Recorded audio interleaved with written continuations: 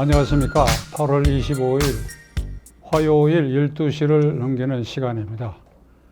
우선 오늘 제 말씀을 드리기 전에 어제 방송에서 정광훈 목사의 사랑 제1교회를 호칭을 하면서 몇 차례 그냥 사랑의 교회라고 호칭한 일이 있습니다. 물론 그 경우에도 성북동의 사랑교회, 이거 지역을 표시했기 때문에 다른 지역의 사랑교회와는 구분되게 아마 이해를 하셨으리라 생각합니다만, 그러나 사랑교회 따로 있고 사랑 제1교회가 따로 있기 때문에 제가 그 언급을 불확실하게 해서 혹시 혼란이 있었다면 깊이 양해 말씀을 드리려고 합니다. 오늘은 미래통합당 제1야당이 부자 몸조심하듯 하고 있지 않느냐, 몸을 사리고 조심조심하고 있지 않느냐. 지난주일까지 문 정권의 지지율이 폭락해서 미래통합당의 여러 관변 여론조사기관에도 앞서는 것으로 나타났기 때문에 몸조심하는 흔적이 역력했습니다. 그런 와중에 8월 15일 국민대회가 열렸습니다. 이 국민대회를 미래통합당 지도부는 철저하게 외면했습니다. 주호영 원내대표가 오늘 아침 어떤 일간지와의 인터뷰에서 미래통합당은 8월 15일 국민대회가 정광훈 목사, 김문수 지사, 차명진 의원 등이 주도하는 극우 세력과 우리가 같이 할 수가 없다. 우리는 어디까지나 극우 세력을 배제한 중도 세력을 포용하는 것이 당면의 목표이다. 이런 말을 하였습니다. 이런 표현도 덧붙였습니다. 그들의 극단적 주장에 동조할 수가 없다. 그리고 국민의 보편적 주장에 우리가 귀를 기울이고 동의해야 된다. 그리고 어디까지나 8.15 국민대회와 같은 성격의 집회, 그리고 거기서 분출되는 의견하고는 거리를 둘 수밖에 없다. 주호영 대표, 제 정신으로 얘기한 겁니까? 대한민국에 물어봅시다. 극우 세력이 있어요? 대한민국에? 극우 세력이라고 하면, 가령 일본의 경우에 극우 세력이 있지요. 극우 세력은 어떤 세력들이냐? 무장하고 무기를 보유한 조직입니다.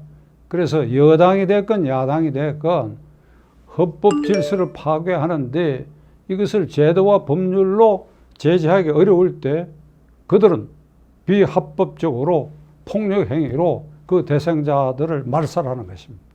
예를 들면 1950년대 중반에 사회당 당수를 사회당 전당대회에서 폭력으로 살해한 사건이 있습니다. 일본은 그런 우익이 명백히 존재하고 있기 때문에 여야 간의 국회의원들, 정치인들이 굉장히 자체적으로 자율적으로 조심하게 됩니다. 우리가 생각하는 것보다도 일본 정치인들의 부정부패의 질과 크기, 농도가 훨씬 적다는 거 여러분 잘 모르시지요? 그 일본의 극우 세력이 존재했기 때문에. 우리나라에 극우 세력이 없습니다. 제가 이렇게 얘기하면 박찬종이 너는 극우 세력이 있기를 바라느냐? 바라는 건 아닙니다만은 일본에 있어서 법과 제도로만 정의가 서지 않을 때 스스로 자기들이 희생하면서 법과 정의를 말살하는 세력과 사람을 제거하는, 우리나라는 그게 없어요. 정광훈 목사가 주도한 거 아니지요. 광화문 집회가 여러 단체가 주도했고 법원의 집회 금지 중단 가처분 신청한 것도 정광훈 목사 팀이 아닙니다. 그리고 정광훈 목사는 사랑 제1교회 교인들에게 오해 살 여지가 있으니까 당신은 오지 마라. 나만 가서 연설하겠다. 그랬던 것입니다. 그러면 그날 분출된 의견이 극우적인 것인가? 극우적인 것인가? 정광훈, 김문수, 차명진이 극우파요? 그날 나왔던 주장 이거지요. 이게 나라냐? 문재인 정권을 향해서 이 나라가 내 거냐? 작년 10월 3일 광화문 광장에서 분출됐던 문재인 탄핵, 문재인 아웃, 그 주장이에요. 야당이 국회에서 밀리니까 야당이 할 주장을 대신해주고 있었어요. 그래, 그것이 극우 세력에 의한 중간지대 국민이 동의할 수 없는 주장들이 거기서 나온 것입니까? 문재인 정권은 문재인 대통령 자신이 나서고 추미애 법무장관이 나서고 이해찬 대표가 나서고 이번에 그 시기가 또 전당대회를 앞두고 당대표에 출마한 사람, 최고위원에 출마한 사람 이런 사람들이 나서서 광기 어린 말을 막 쏟아내고 광화문 집회는 불법 집회고 마치 불령 스님들이 되먹지 않은 주장들을 쏟아내는 곳이다. 그리고 거기가 코로나 발생 진원지다. 국가적 전염병 대책에 대해서 이를 저항하는 집단들이다. 이 엄벌에 처해야 된다. 한 목소리로 소리 지르고 있지요. 과연 그렇습니까? 광화문 광장에 한 5만 명 모인 걸로 추산을 해서 지금 임의로 추출돼 가지고 행정기관이 참석자들을 어떻게 알았는지, 제가 사는 아파트 관리실을 통해 가지고 박 선생님도 거기 갔었냐고. 갔다. 검사 받으라. 그래서 검사 받았어. 저도. 이런 식이야. 그렇게 해서 검사 받은 사람이 약 4천여 명 되는데 확진자가 1%도 나오지 않았어요. 제가 어제 말씀드린 것처럼 지난 7개월 동안 173만 명을 확진자 조사를 해서 나온 결과가 0.9 내지 1%. 그 수치와 일치하고 있어요. 광화문 광장의 그 집회가 코로나 확대 생산 기지가 아니었다는 사실. 이게 다 증명이 됐어요. 문재인 대통령과 핵심 실세들의 의도는 분명합니다. 지지율이 폭락하는 아주 위기 상황에서 광화문 광장에서 무슨 얘기가 나왔는지 그걸 완전히 묻어버렸어요. 이게 내 나라냐? 이게 내 거냐?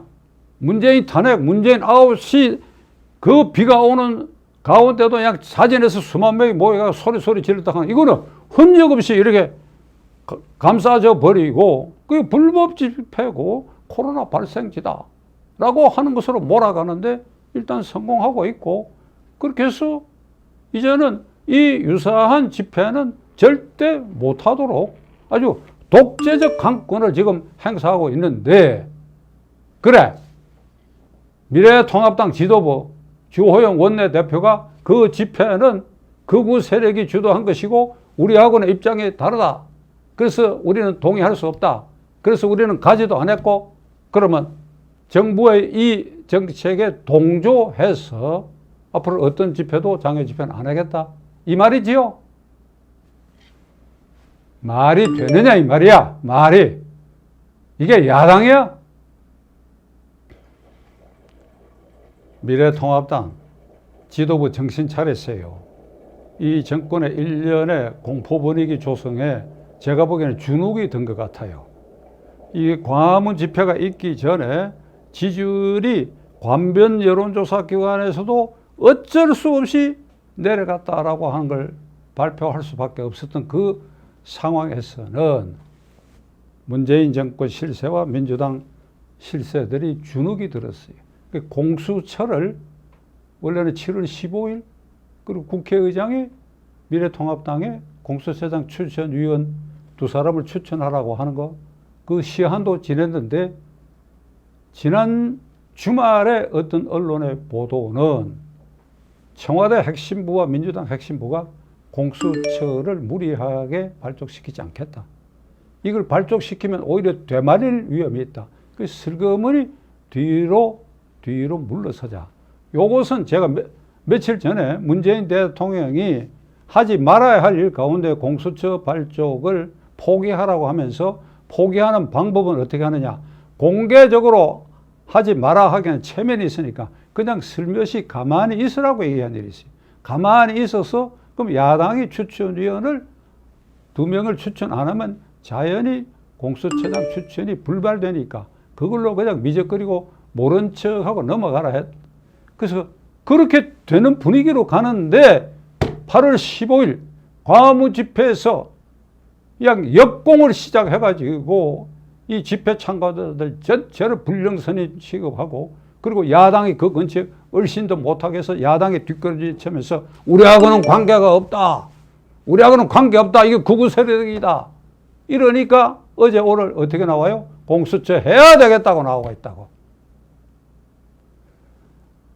약하게 보이고 만만하게 보이면 강한 쪽에서는 언제든지 기회를 엿보고 세게 밀고 나오는 거예요. 김종인 위원장과 주호영 원내대표, 야당을 이렇게 끌고 가면 안 되지요. 반성하시오. 감당할 수 없다고 한다면 그 거취를 결단해야 돼요. 지금 이 위기의 순간에 지켜볼 것입니다.